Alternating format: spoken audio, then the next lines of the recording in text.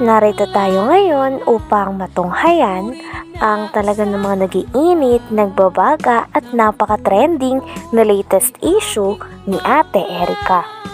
Ang issue nga na ito ay issue sa pagitan ni Ate Erica pati na rin ang away laban sa kanyang pamilya.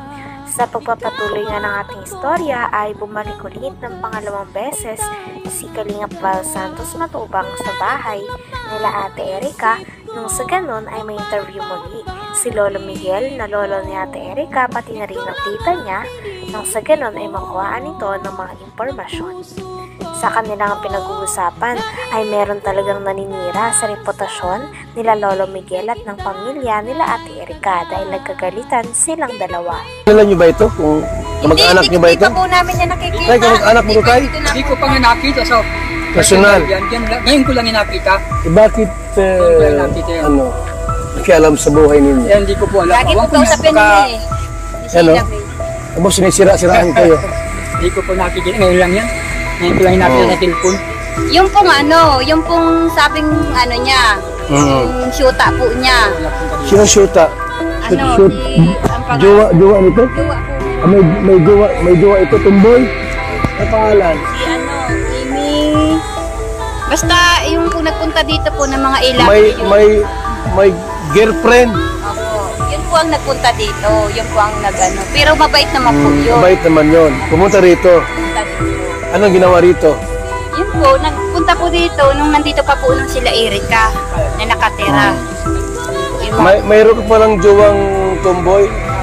Wala mo bang pakialam dyan kung may jowa ka o wala? Pero mabait po yun. Inilahad pa nga ng tita ni Ate Erica na napakarami daw bagay ang binili ni Sir Jun A. unang negosyanteng mayaman para kay Ate Erica at sa kanyang mga pamilya. Binilan nga siya nito ng lote, ng bahay pati na rin ng NMAX at tricycle. Ayon naman kay Lolo Miguel ay sinabi daw ni Sir Jun A. na ang tricycle na yon ay pang pamilya. Ngunit ang nangyari ay kinuha daw ito ng ate ni Erica na si Sheila May kasama ang kanyang asawa. At hindi nga din ito nagagamit ng buong pamilya ni Ate Erica dahil ang mga pinamigay at tinulong ni Sir Jun A. para kay Ate Erica ay talagang tinatago ng ate niya na si Sheila May.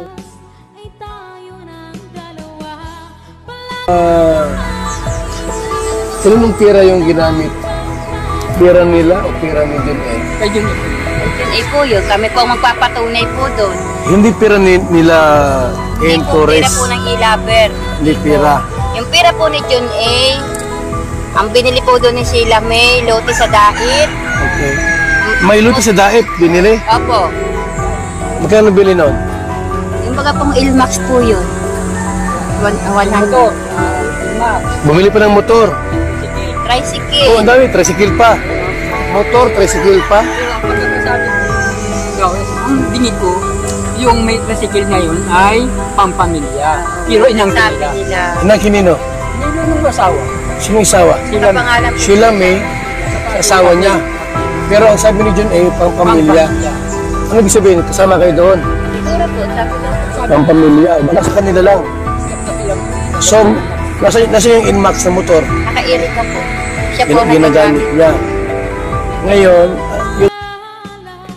Tinanong din ni Kalingap Val Santos Matubang sa tita ni Ate Erica pati na rin kay Lolo Miguel kung magkano kaya ang naitulong ni Sir Jun A. sa pagsusponsor at pagtulong kay Ate Erica. Sumatotal nga daw ay tansya daw ni Kalingap Val Santos Matubang ay nasa 2 million ang naitulong niya kay Ate Erica sapagkat ang bahay ay nagkakahalaga ng lagpas 1 milyon at may binigay pa si Sir Jun A. na motor pati na rin tricycle para sa pamilya sana ni Ate Erica.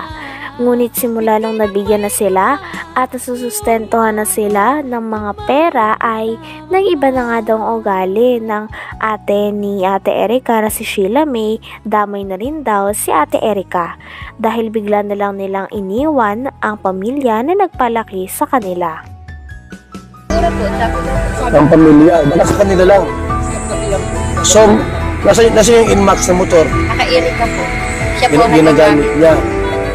Ngayon, yung pira dito sa paggawa ng bahay, kaninong pira yan? Kay Sir Jordan rin na po. So hindi lang kalating milyon ang nagastos niya. Hindi po pala malaki yun. Nahigit mong 1 million yun. Ang alin? Ang halaga nun. Ang alin? Yung bahay ko yun. Itong bahay na ito, higit 1 milyon. Hindi po makakapagod natin yung mga Ito ginawa po, ko mga yung asawa nito. Ginawa ko O, ayun ang ipinin siya.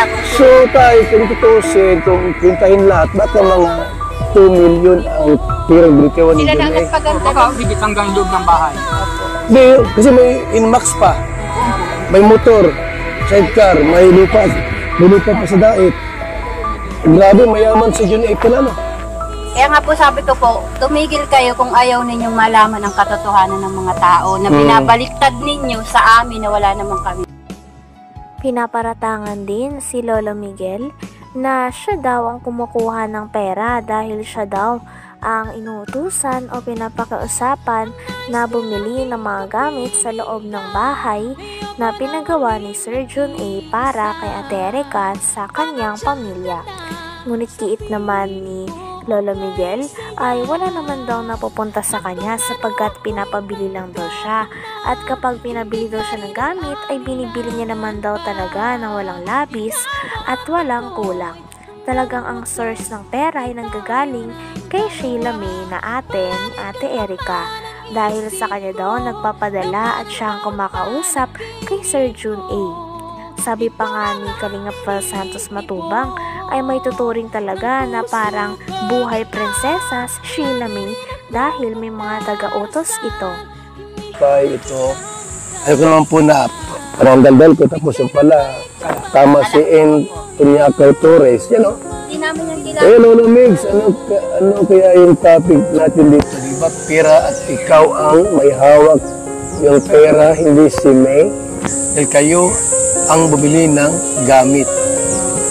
I have some evidence of what happened from the start. Yung pirang yun, ibinibigay lang sa akin para bumili ako ng mga mga gagamitan sa bahay. Pero nasa kanya ang pira, siyang na-withdraw. Siyang uli-uli mag-asawa sa dait. Doon na sila natutulog. Doon sila natulog. Pag makain sila at hindi gusto ng ulam dito, doon sila nakain sa dait. Sino? Yung sila? Asawa.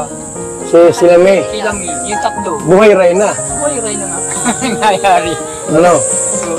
Talaga. Uuwihan dito, ni isang mansanas, hindi man lang bigyan yung apo. Grabe naman. Ayun. Kaya po, kasi nangalingan po yung sinasabi po niya ni Amy Torres. Alam ko po na Talagang parang tinatakot pa nga ang lolo pati na rin ang tita ni Erika ng mga taong galit sa kanila na kampi kila Ate Erika. Sinasabihan pa nga sila ng mga gutom na aso at pinakuha pa nga ni Kalingap Val Santos Matubang ang pruweba ng tita ni Ate Erika na lagi daw silang pinagbabantaan. Sabi nga din ni Kalingap Val Santos Matubang ay hindi na maganda ang nangyayari dahil may mga pagbabanta na nga daw, nakakasuhan sila at marami pang paninirang puryang sinasabi sa pamilya ni Ate Erika. Mansanas, hindi man lang bigyan yung apo. Grabe naman. Ayun. kaya po, kasi nangalingan po yung sinasabi po niya ni Amy Torres. Alam ko po na lagi yan kausap po ni May, magdamag-damag, magkausap po yan lagi dyan po sa kwarto. Yan po lagi ang magkausap. Saka si Sheila May. Umpisa pa po nung hindi pa po lumilitaw si Sir John A, magkausap na po yan. Hanggang dumating si Sir John A, sila na po lagi ang magkausap hanggang ngayon. Sila po ang laging mag-uusap. Nasa likod po si Sheila May kay Amy Torres, siya po yung nagbibigay yata po ng update. Okay. Kaya kumakalat po. Bibigyan ng mga salita para kumalat sa kanila. Parang tinatakot pa kayo ah. Nandiyan po yung si Kuya Bal yung yung text nila na kami, gutom na aso, nandiyan. Kunin mo daw. Tingnan natin. Kunin mo daw para makagyan natin yung sinasabi nila.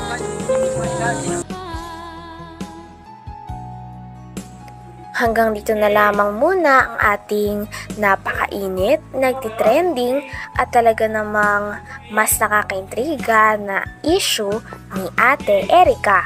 Maraming salamat sa inyong panonood. Hanggang sa muli. Bye!